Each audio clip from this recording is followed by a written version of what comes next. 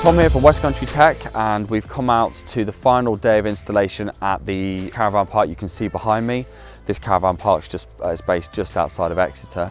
The customer got in contact with us for internet and Wi-Fi connectivity. The site used to be a caravan park, which I don't think they used it for a while, and now they've reopened it, modernised everything, and of course improved their internet connectivity. Previously, I believe they had something installed running off a BT connection, wasn't up to the job. Wi-Fi couldn't give connectivity all the way around. We've come in and installed dedicated wireless links and a managed outdoor Wi-Fi connection. What that means is that we've got Wi-Fi covering the entire site. The customers managed to get a fibre connection from the office. We've linked that wirelessly to a middle point shed, which in this scenario is the washing shed for the campsite, the washroom. And from there, we've then bridged the gap wirelessly to 2 trees. I mean, we would normally put poles in. The customer actually would prefer it to be installed on trees, so it's a little bit set into the undergrowth, so it's hidden. It's not quite as obvious. But what we've done is we've bridged the gap wirelessly from the washroom to each one of these trees, and then we've got access points off the washroom and either corner of the campsite, giving Wi-Fi connectivity over the entire site. It's not going to be anything too complicated here. We're just going to have a staff network and a guest network.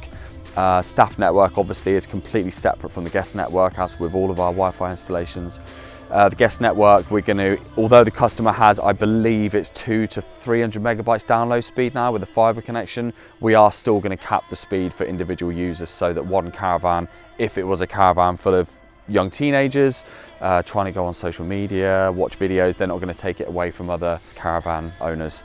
The hardware of choice that we've gone for here, as with all of our holiday let installations, is Zyxel. We've actually used TP-Link point-to-point wireless links. We've got a transmitter on the wash shed and then a receiver on each one of the trees.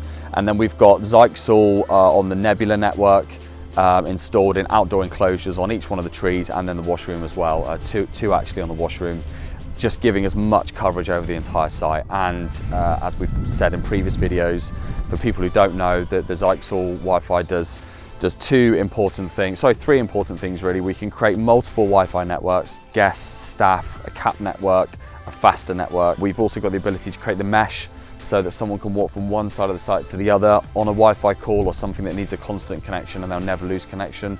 And the third important thing is that it's all completely remotely managed by us as a company. So any issue that arises, a user can't get on, it needs an update, the access point cut out for an hour, why is that? We can log on remotely and see exactly what was going on.